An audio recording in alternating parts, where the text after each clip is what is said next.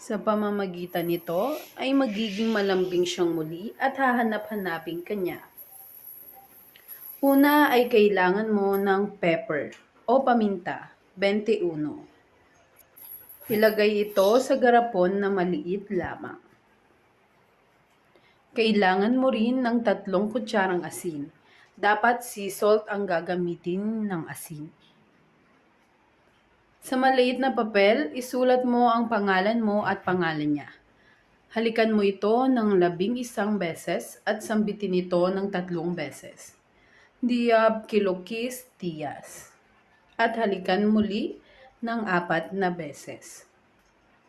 Ilagay ito sa ilalim ng kama o ilalim ng cabinet. Huwag na huwag itong itatapon. Gawin ito sa araw ng Lunes ng gabi.